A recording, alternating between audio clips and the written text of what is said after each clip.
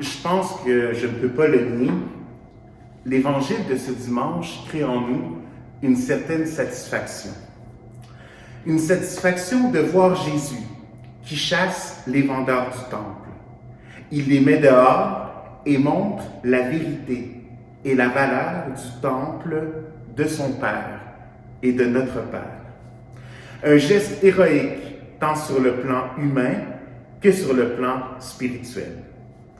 Et en même temps, cet évangile nous conduit à voir que Jésus nous enseigne déjà que son corps ressuscité sera ce temple nouveau qui s'élève comme une présence pleine de Dieu. Et cela fait écho à notre vie.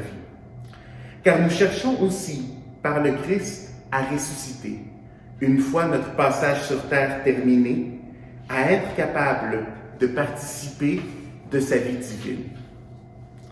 Mais pour y arriver, nous devons nous aussi laisser que Jésus vienne faire le ménage en nous, pour qu'il puisse enlever tout ce qui en nous est commerce, tricherie et fausseté. Et cette partie-là, elle est souvent un peu plus difficile, parce qu'on doit faire la vérité en nous.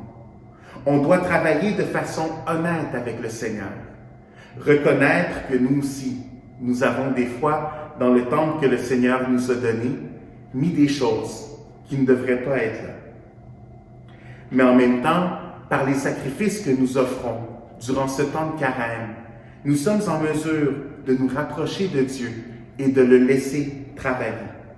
Le laisser faire le ménage, le laisser chasser ces choses négatives qui sont à l'intérieur de nous. Ce péché qui nous éloigne de la valeur et de la grandeur de Dieu.